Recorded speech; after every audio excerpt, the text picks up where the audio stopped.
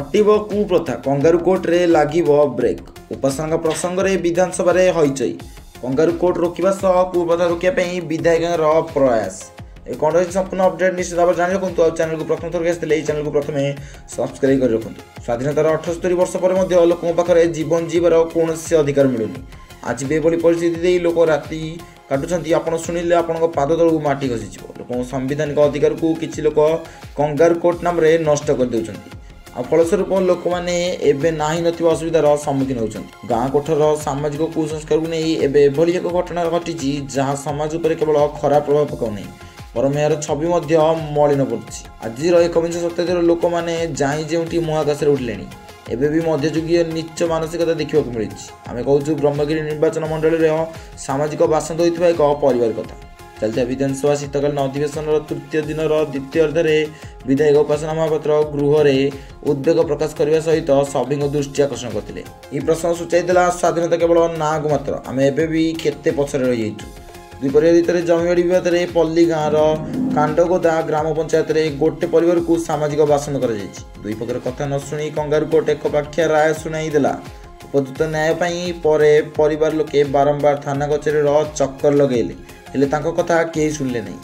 प्रथम मंदिर जावाक बारण कराला गाँव कौन कार्य सामिल करदेले गाँव कौन दुकान बजार व्यवहार कराइबा देलेनी निजर कौन सामाजिक कार्य कर रोक लगाइले ग्रामवासी आउ परिवार बिजुली काटिदेले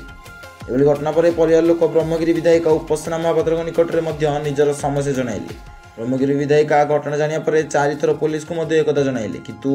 यार कौन सुफल मिलला नहीं परिवार अंधार भितर राति काटुवा बेले यह विषय पुणी विधायक को अवगत कराइले विधायक कहवा सत्वे इलेक्ट्रिक डिपार्टमेंट किसी कर पारा नहीं गाँव में पशिया मात्रे बिजुली विभाग लोक ग्रामवासी तड़ीदेले आ पुओ द्वारा परिवार कष्ट देखागलानी शेष निजे खुंटी चढ़ी बिजुली संजोग आने समय निज जीवन को हर बसला सूचना मुताबक हरियाणार खाप पंचायत कंगारू कोर्ट भली एवं भी ओडिशार विभिन्न गाँव में यही सामाजिक कुसंस्कार भली प्रथा चली आसुची प्रशासन को चैलेंज दे एवं भी किसी मुष्टिमेय लोक निज राजनीति चलाई आसुचंती जार कुपरिणाम एभली छोट छोट परिवार भोगुची एवं सुधा ब्रह्मगिरी निर्वाचन मंडल में एभली गोटे नुहे अनेक परिवार सामाजिक बासंदर कष्ट भोगुछंती प्रशासन सब देखी चुप बसुची किंतु यह घटना पर चुप बसी ना ब्रह्मगिरी विधायिका उपासना महापात्र समाज संस्कार आने सह कुप्रथार रोक लगाइबा ब्रह्मगिरी विधायिका उपासना महापात्र तांकर प्रयास जारी विधानसभा शीतकालीन अधिवेशन में आज उपासना यह प्रसंग में उठाई जनता स्वर को शाणित करने उपासना पदक्षेप को गृह में विपुल प्रशंसा कर खूब शीघ्र यह प्रथा को रोकने राज्य सरकार उपयुक्त पदक्षेप ने आशा कर आम देखा अनेक न्यूज अपडेट सहित आशा कर निश्चित भाव चैनल को सब्सक्राइब करें।